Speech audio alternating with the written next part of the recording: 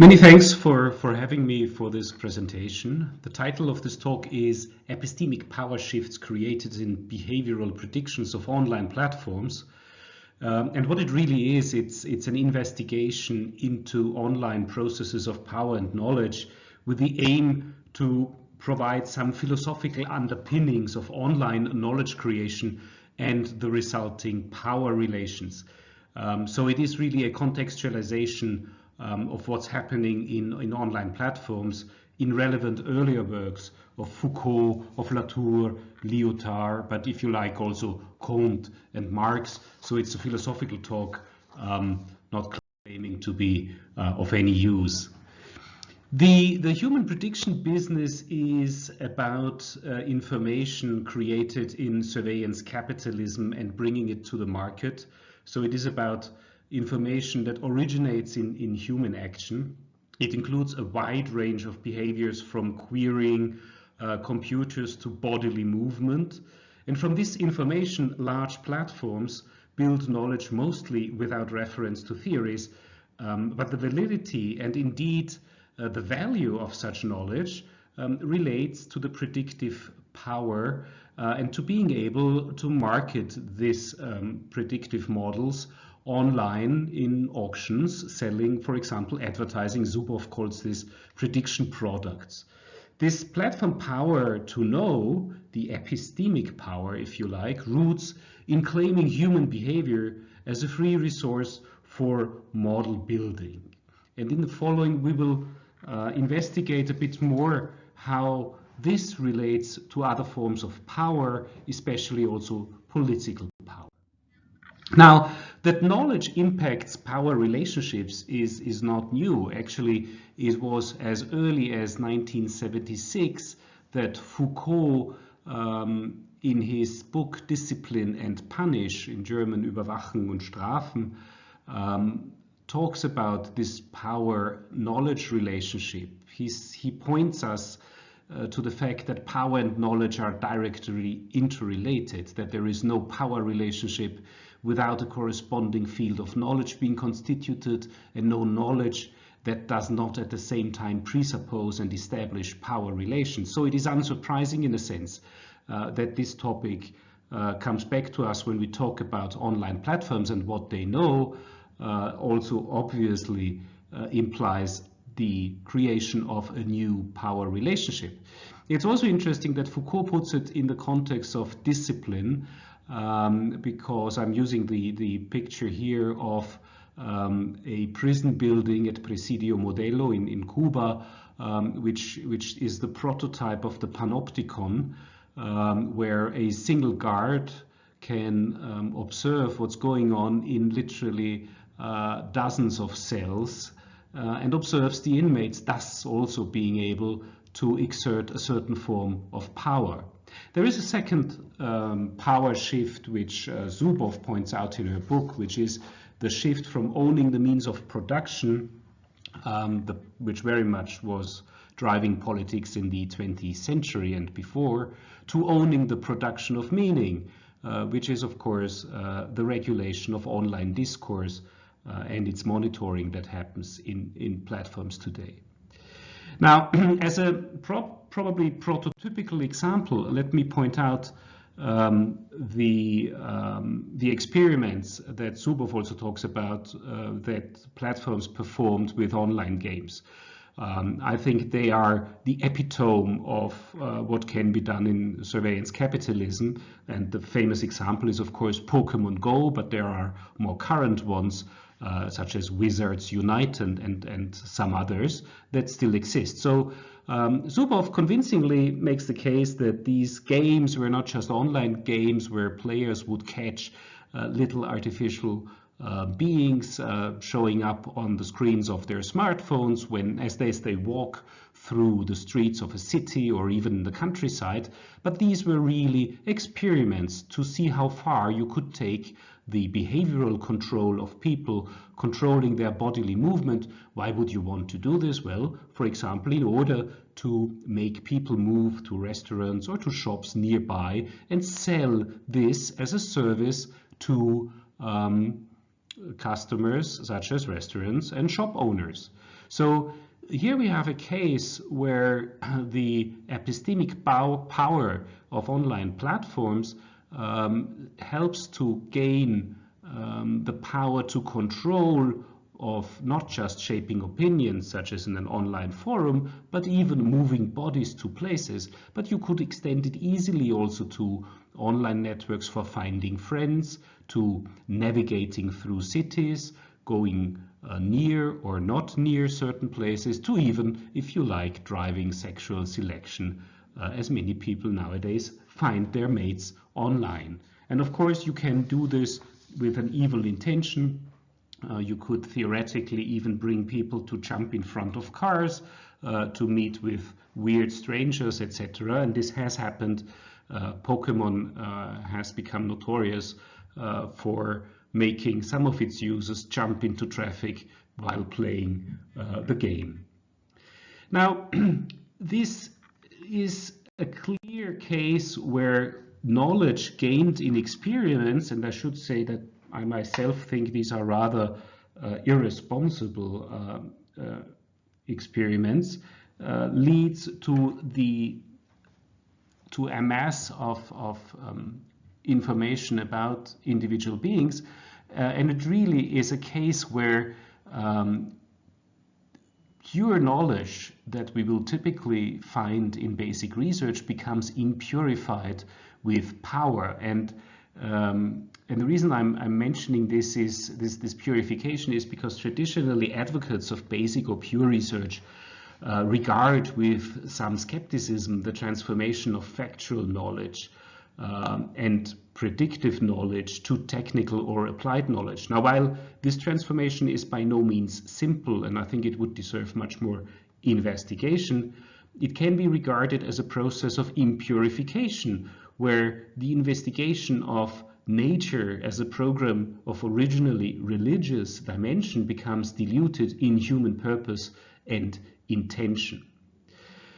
So what we do is we move from the rather pure knowledge as the comfort of satisfying doubt to, so where Charles Sanders Peirce talks about as the feeling of doubt that we need knowledge for in order to satisfy this doubt. Comte talks about knowledge to predict, savoir pour prévoir, which then in Bacon becomes prévoir pour pouvoir, which is the capacity to act, a basis for power. And nowadays we talk about models for reality to fulfill our purposes.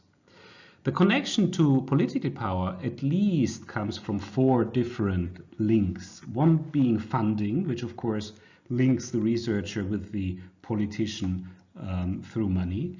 One being the labor in society, the animal aspect of human life as laborious animal, control, and of course the demonstration of knowledge. And I'll briefly talk about these 4, as I believe they are clearly visible also in online platforms.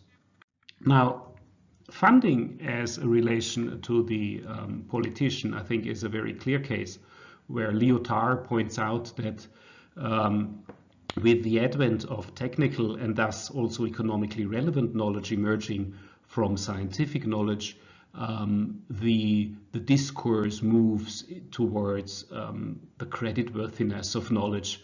And of course, this is nowadays called the postmodern conception of science, where you do not buy scholars, technicians and apparatuses to learn the truth, but to expand the power.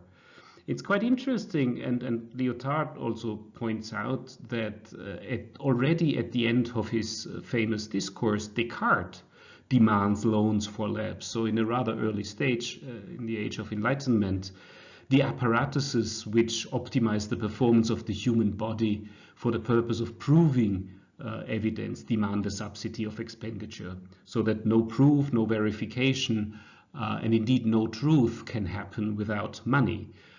So the scientific language game, in the words of Lyotard, becomes a game of the rich, where the richest have the greatest chance to be right, and an equation between wealth, efficiency, and truth stands out. So the power of predictive capability becomes technical first, but also political through funding. The second link that we can establish is, of course, that through labor. And again, it is about technical knowledge implying a business use, the postmodern credo, as I just said, which led Karl Marx to identify the researcher to sit with capital, really. Knowledge to support production, in his view, complements and replaces the worker's skills. And it is quite interesting to compare this discussion with today's discussion of, for example, artificial intelligence. But perhaps more interestingly, Habermas points out how labor, and therefore the human body, becomes the Kantian, or if you like, transcendental condition of knowledge for control, shaping knowledge in labor processes of society. So it is the body in the Marxian view that is the ultimate condition upon which to judge the relevance of knowledge, the body as it works and as it works in a societal process. And of course, here the parallel emerges that now human bodies also lie at the root of surveillance capitalism. They are the condition of the possibility of predictive behavioral models. And this again, of course, through society links with politics. Now the third link is perhaps a more curious one. It is the performative power of being right. Here Lyotard reminds us that the laboratory in which we now perform experiments originally comes from the craftsman's workshop, a place that is of course driven by economic consideration. But it is true that performativity, by extending the capacity of proof, extends that of being right. The technical criterion of truth, which is massively introduced into scientific knowledge, does not remain without influence on the criterion of truth. And this criterion becomes the demonstrability, the show effect of science, if you like. It is not just about being right, it is also about being able to show that you are right to the public, and thus, again, a political connection. And fourth, it is through this demonstration that the final connection is made also to the politician. And here Latour fairly recently points to the political power shift towards technology through public experiments. He uses the case where Archimedes uses the lever to demonstrate the translation of force in order to move a ship, which is a geometrical and physical assertion, to a technical dispositive. So it is basically a shift from geometry or physics, if you like, to geopolitics. So applying this to today's situation, we might argue surveillance capitalists construct knowledge not only for economic exploitation and technological and instrumentarian power, it is also part of a much larger politicization, where the power is not just the power arising from sheer technical capability. It is not just the practical positioning of the scientist on the side of the politician, nor is it the power to be right in public demonstration. It is also building on action-based predictive and instrumentarian power to establish a new epistemic, but also political power relationship. And if we look at what is happening today, these platforms really have become new political powerhouses. The platforms may on occasion side with the politicians, such as when Mr. Kurz meets Erich Schmidt, ex-Google, but they may also become completely autonomous in their power, including their political power, when Jacinda Ardern needs to meet with Emmanuel Macron in order to be able to regulate online content in the aftermath of the Christchurch terrorism attacks. So here the platforms may decide to rival the states. In summary, what we see is a surprisingly complete and closed circle, where knowledge produces power, produces knowledge, albeit in various forms of knowledge and various forms of power. So first, there is gaining power to predict human behavior from experiments with people. Secondly, there is the demonstration of that power through public experiments. But where Archimedes remained a true scientist, predictive online power turns into instrumental power directing bodies. Today, online platforms succeed with a complete epistemo-political circle, the power to be right, to demonstrate it and to exert that power. So they have become autonomous in their epistemic, economic, performative, and also political power.